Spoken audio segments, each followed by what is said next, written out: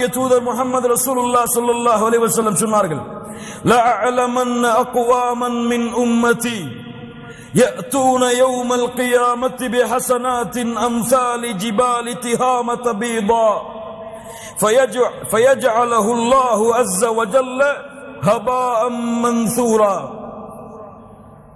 يا رب நாளை மறுமையிலே ஒரு அடியான் வருவான், என்னுடைய சமூகத்திலிருந்து திஹாமுடைய மலைகள் அளவு நன்மைகளை சுமந்து வருவான்.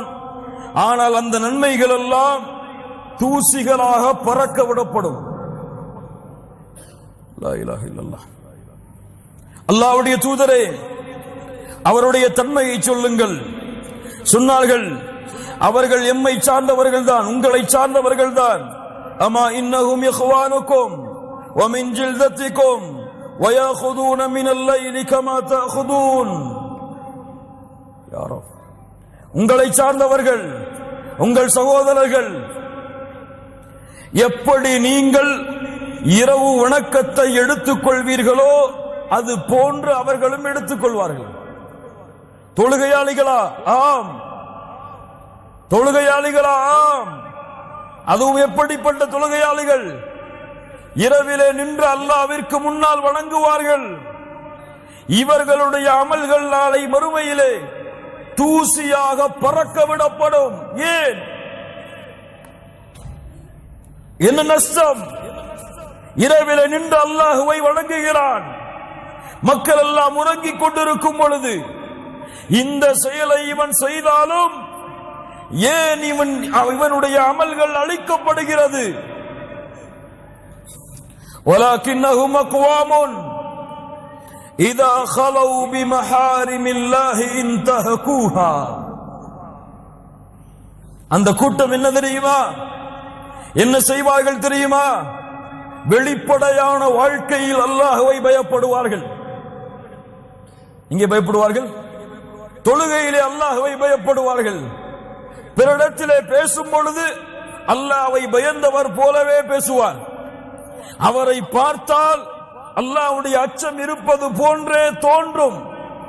ஆனால் அவருக்கு தனிமையின் அறை கிடைத்து விட்டால், கதவுகளும் ஜன்னல்களும் அடைக்கப்பட்டு விட்டால் அல்லாஹ் தடுத்த காரியங்களை சர்வ சாதாரணமாக செய்வார்.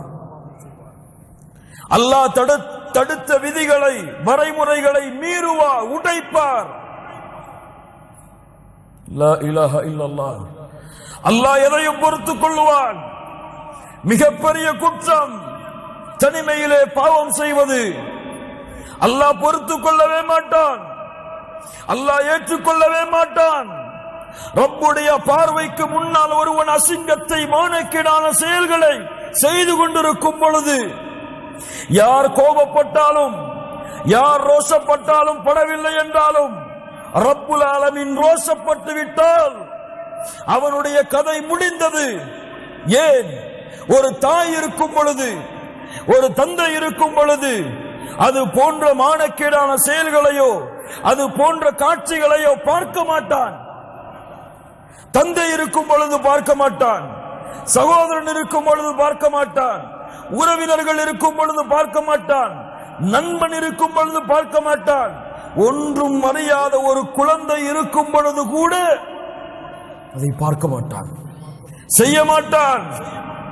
ஆனால் மா யகூனு மின் நஜ்வா ஸலாஸத்தின் இல்லா ஹுவ ராபிஉஹும் வலா ஹம்ஸத்தின் இல்லா ஹுவ சாதிஸுஹும் வலா அத்னா மின் ذلك வலா அக்ஸர் இல்லா ஹுவ மஅஹும் ஐனமா கானு.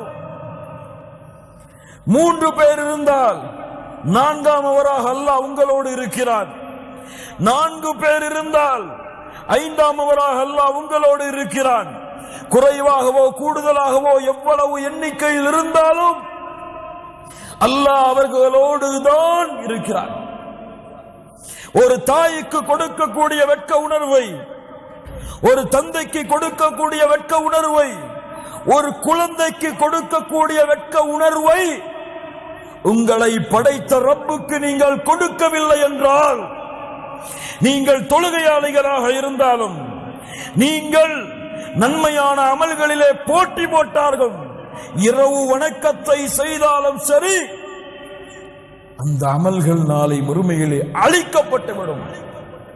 ஏன் ஏன்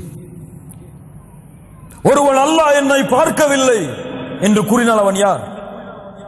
யாரவன்? யாரவன்? யாரவன்? காஃபிர். காஃபிர் அவன். ஆனால் தெரியும் அல்லாஹ் என்னை பார்க்கிறான். அவன் சுத்தத்தை தான் விரும்புகிறான், தூய்மையை தான் விரும்புகிறான்.